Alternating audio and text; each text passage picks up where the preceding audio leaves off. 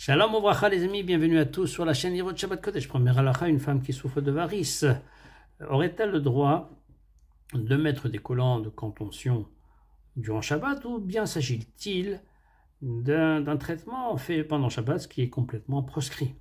La réponse est qu'il est permis de le faire pour cette femme-là, de mettre ce genre de collant. Il est permis aussi de mettre des semelles orthopédiques ou bien une ceinture dorsale pour être soulagé la douleur. Et donc tout cela c'est permis, ces accessoires sont permis parce qu'il n'y a pas d'équivalent en médicaments, il n'y a pas un risque de préparer des médicaments durant Shabbat, donc on permet d'utiliser ces trois accessoires sans aucun problème. Deuxième halakha, une panne survient dans ma maison, une panne d'électricité survient dans ma maison durant Shabbat. Que dois-je faire?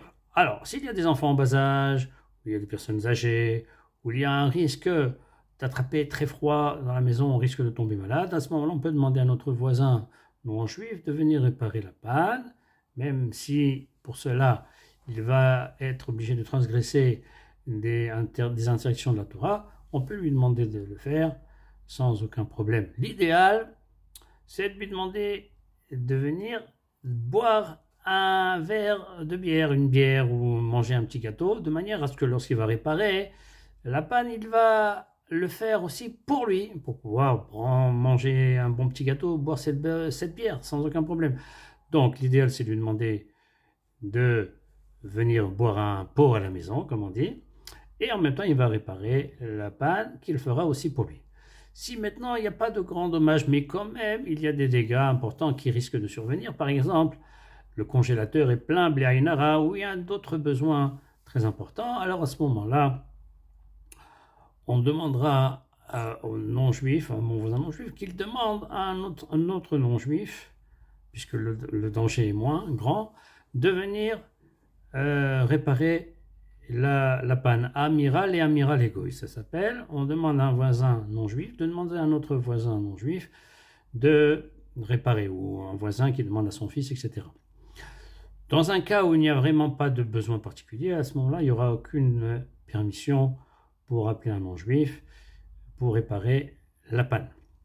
Si on a besoin de couverture, s'il fait très froid, on peut demander au non-juif d'aller chercher des couvertures là où il est, de les transporter durant Shabbat et les amener pour que l'on n'ait pas froid. Dans le cas d'une synagogue où il y a une panne de courant, comment va-t-on faire? Il n'y a pas de possibilité de prix, etc. À ce moment-là, on pourra dire clairement aux non-juifs, viens réparer la panne d'électricité dans la synagogue.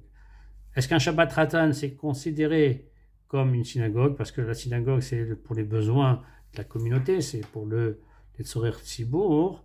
Donc c'est pour cela qu'on se permet de dire clairement à un non-juif de venir réparer. Maintenant, un Shabbat Ratan, est-ce que ça s'appelle pour les besoins de la communauté ou c'est juste un besoin particulier? Alors, la plupart des décisionnaires permettent aussi de demander clairement, explicitement à un non-juif de venir réparer la panne lors du Shabbat Ratan. Ça s'appelle que le Tzorer Rabim, c'est pour les besoins d'une communauté, il y a du monde.